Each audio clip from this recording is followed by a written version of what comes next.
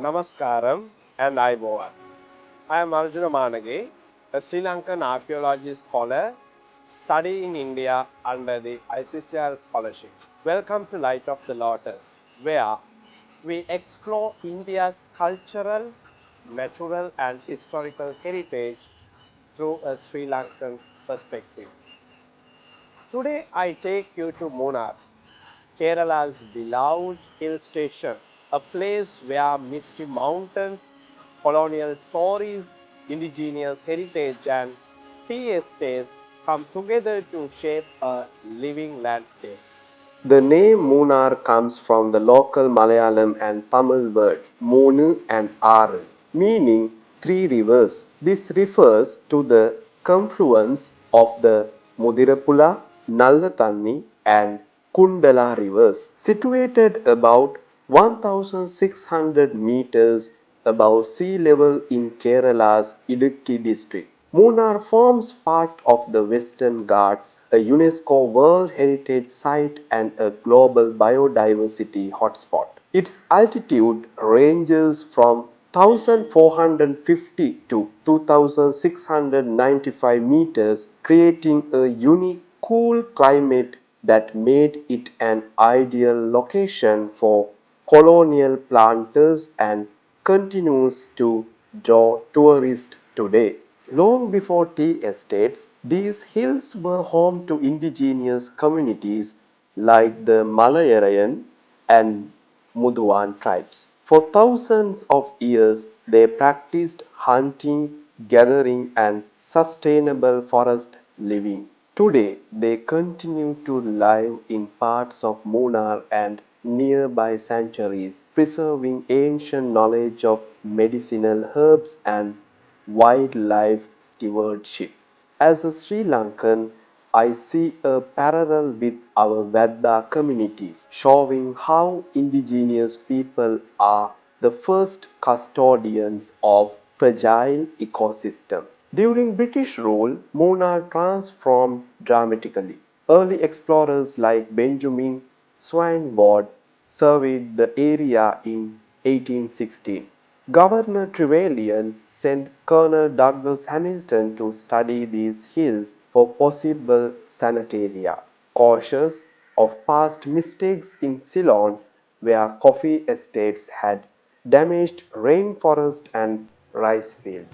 By the late 19th century, John Daniel Munro, Henry Turn, and others negotiated leases from the Raja of Travancore. They cleared forest around Devikulam and laid the foundations for what would become Kerala's tea capital. Transporting tea and supplies through these steep mountains was not easy. In the early days, planters relied on ropeways and monorails to move goods to the plains. By 1909, a railway was constructed only to be swept away by a massive flood in 1924. Even today, remnants of the old Kunda Valley Railway stir nostalgia. In 2019, plans emerged to revive it for heritage tourism, a powerful example of using industrial archaeology to retell the story of place. By the early 20th century, Munar's hills were carpeted with tea bushes. Estates like the Kannan Devan Hills Corporation and later Tata Finlay dominated the industry. By 1952, over 28,000 acres were under tea cultivation. However, beneath this green gold is a story of struggle. Most tea workers, originally Tamil, Dalits, and Malayalis, remain landless. Efforts to grant them land have moved slowly. This connects with my research interest in heritage and social justice, reminding us that cultural landscape must serve the people who sustain them. Munar's altitude and geography create a cool, misty climate with winter temperatures dropping as low as 5 centigrades and peaks like Elumalai historically recording extreme loss. The region surrounding protected forests Eravikulam National Park, Kurinjimalai Sanctuary, Chinnar Wildlife Sanctuary shelter threatened species like the Nilgiri thar, grizzled giant squirrel, elephants and the rare Neelakurinji, which carpet the hills in purple only once every 12 years. According to the 2011 census, Munnar Panchayat has a population of around 32,000 with a literacy rate of 84.85%, lower than Kerala's state average of 94%, revealing socio-economic gaps in this otherwise beautiful place. Most plantation laborers live in basic estate lines and continue to be the backbone of the tea economy.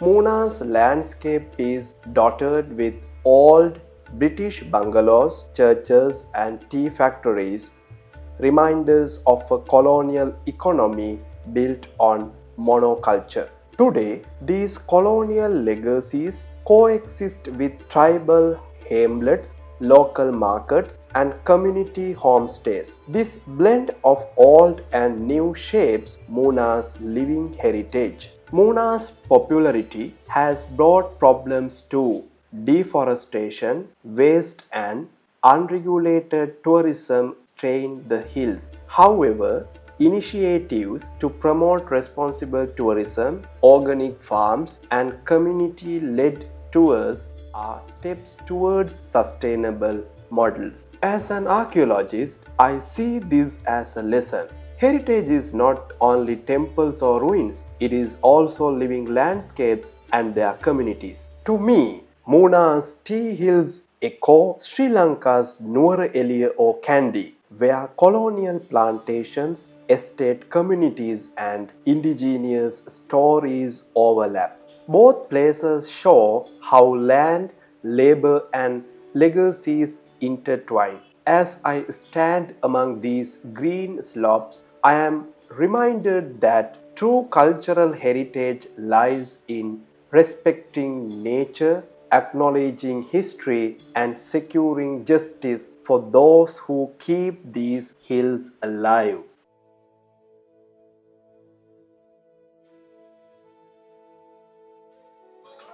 In closing, Munnar is not just a hill station, it is a living classroom where ecology, industry, indigenous rights, and sustainability converge.